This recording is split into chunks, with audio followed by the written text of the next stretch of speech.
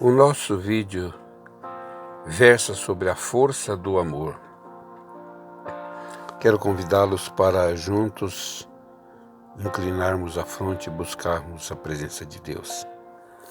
Pai querido, muito obrigado pela oportunidade que o Senhor nos dá, mais uma vez, de podermos meditar na Tua Santa Palavra.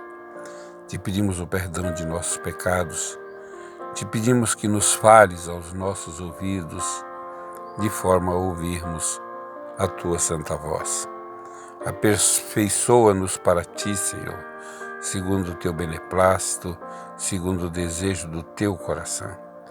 Te pedimos que nos abençoes nestes momentos de meditação. Em nome e por amor de Teu Filho amado, com o perdão de nossos pecados. Amém. O texto para a meditação está em 1 João 4, verso 8. Aquele que não ama não conhece a Deus, porque Deus é amor. É um verso muito profundo e fala muito da nossa condição e relacionamento com Deus. Aqui não está falando aquele que não ama Deus, mas aquele que não ama o seu próximo. Então, se não ama o próximo, não conhece a Deus. Deus é amor. E esta é a justificativa. Eu fico impressionado com os vários textos que existem na Bíblia que nos levam a ver o ideal de Deus, de que nós sejamos cada dia mais semelhantes a Ele. Um outro verso diz: sede perfeitos como perfeito é o vosso Pai que está nos céus.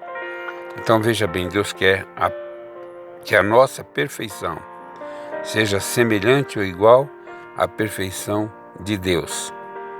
Isso é muito importante, é o alvo de Deus, é o objetivo. E o que é mais importante é que Ele vai conseguir.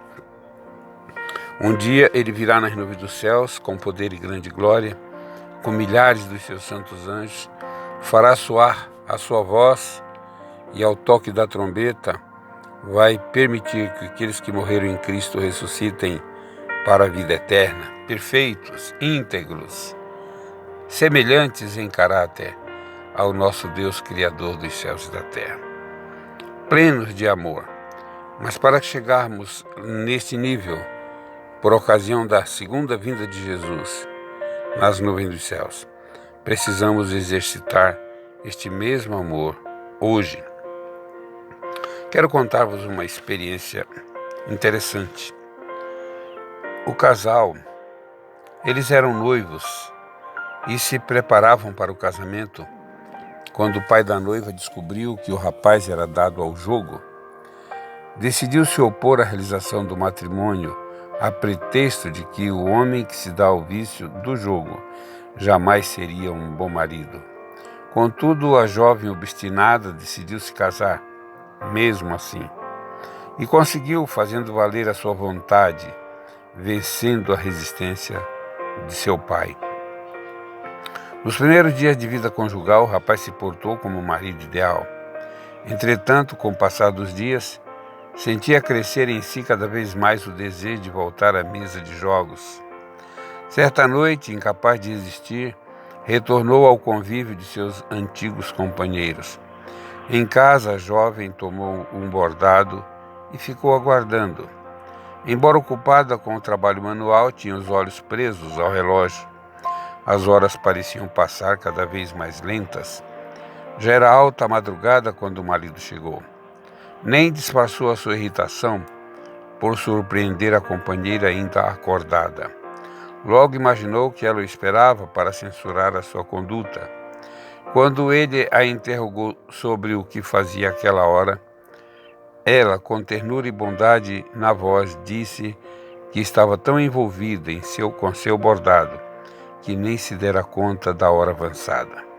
Sem dar maior importância à ocorrência, ela se foi deitar.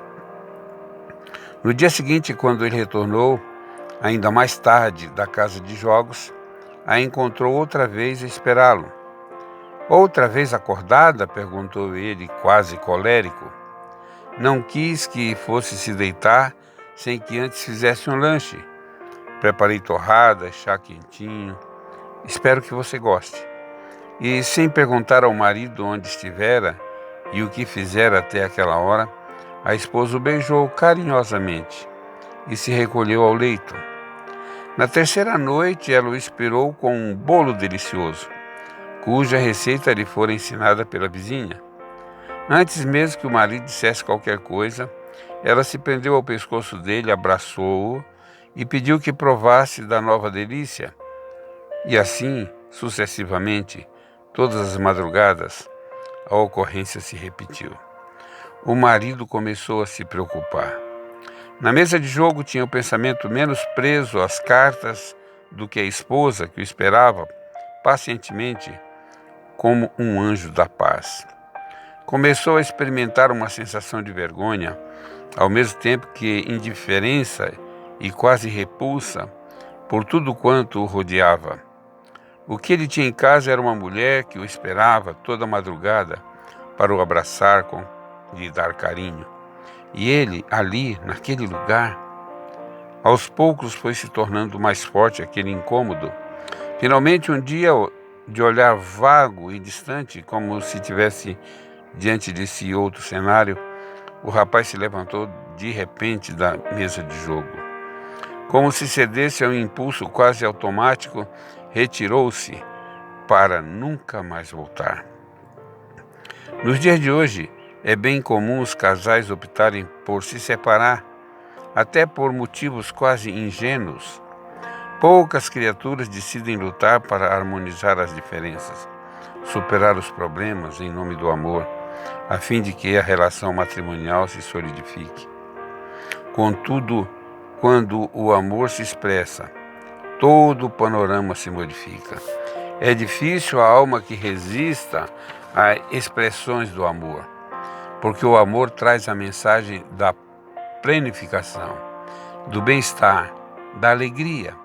Desta forma, é sempre salutar investir no amor, expressando-o através de gestos, pequenas atenções, gentilezas. O amor é o sentimento por excelência e tem a capacidade de transformar situações e pessoas. Depois de conversarmos tanto sobre o amor, se faz necessário meditarmos um pouquinho em 1 Coríntios 13. O verso 1 diz: ainda que eu falasse a língua dos homens e dos anjos, se não tivesse amor, seria como o metal que soa, ou como o sino que tine. Eu morava perto de uma igreja, e aquela igreja tinha um sino muito potente, e todas as vezes que mudava a hora, ele dava uma badalada. Na hora seguinte, 2 badaladas, 3 badaladas, 4 badaladas. E assim ele fazia dia e noite, avisando toda a comunidade que horas eram. E era interessante que nós ficávamos contando as badaladas. 1, 2, 3, 4, 5, 6. 6 horas. Os sinos tocam, mas não amam. Eles advertem, eles avisam, eles fazem barulho. É um blá blá blá, blá blá blá, blá blá blá para cá, blá blá blá para lá, mas não tem amor. Não existe amor. Isso assim é a pessoa que fala muito, conversa muito, mas não tem amor. Não passa de um sino, né? Às vezes é pior. A Bíblia compara a uma goteira que fica a noite inteira incomodando. Então, às vezes a pessoa fala, incomoda, mas não tem amor. O verso 2 diz: e ainda que tivesse o dom de profecia, e conhecesse todos os mistérios e toda a ciência, e ainda que tivesse toda a fé, de maneira que transportasse os montes, e não tivesse amor, nada seria. É interessante que a fé e o amor caminham juntos. E aqui abre-se uma exceção: ter fé sem amor, né? É uma fé morta, que não produz frutos, né? E ainda que distribuísse toda a minha fortuna para sustento dos pobres, e ainda que entregasse meu corpo para ser queimado, se não tivesse amor, nada disso me aproveitaria. E aqui vem uma exortação muito linda. O amor é sofredor, é benigno, o amor não é invejoso, o amor não se trata com leviandade, não se ensoberbece, não se porta com indecência, não busca os seus interesses, não se irrita, não suspeita mal, não folga com a injustiça, mas folga com a verdade. Tudo sofre, tudo crê, tudo espera, tudo suporta. E o verso 8 começa dizendo: o amor nunca falha. E eu, quando estava meditando nisso, me lembrei do amor de mãe, aquele amor que intercede junto ao Pai Celestial dia e noite e fica esperando, e às vezes passam anos, 1, 2, 3, 5, 20 ou 30 anos, e finalmente ela vê o fruto na vida dos seus filhos, às vezes na vida de um marido, de uma esposa. O amor nunca falha, o amor alcança vitórias, e vitórias indiscutíveis. Como é gostoso pensar no amor, na dedicação, no respeito. Eu acho que uma das colunas principais do amor é o respeito, porque se não há respeito, não há amor. O amor acaba. Queridos, que nós possamos pensar ricamente nestes pensamentos. Paizinho querido, Pai de amor, nós estivemos meditando acerca do Teu grande amor por nós. E nós Te agradecemos por este amor, que não negando a si mesmo se envolveu em nossa salvação a ponto de sorver o cálice da amargura no clímax do sofrimento, na vitória da cruz. Te pedimos o perdão de nossos pecados e Te pedimos que o Senhor ouça as nossas orações. Entre nós há pessoas que estão clamando a Ti, Senhor, por socorro. Socorro na sua saúde, socorro na vida financeira, socorro por um ente querido que desapareceu e não sabe o paradeiro. Quem sabe o socorro por uma enfermidade terrível. Paizinho querido, eu não conheço a história de todas as pessoas que participam conosco desta oração, mas nós te pedimos que ouças o clamor que emana deste coração que te busca com todas as suas forças.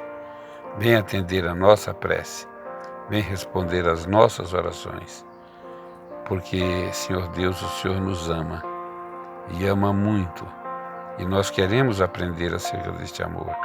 Ensina-nos a te amarmos cada vez melhor. Nós te pedimos, em nome e por amor de Jesus Cristo, com o perdão de nossos pecados. Amém.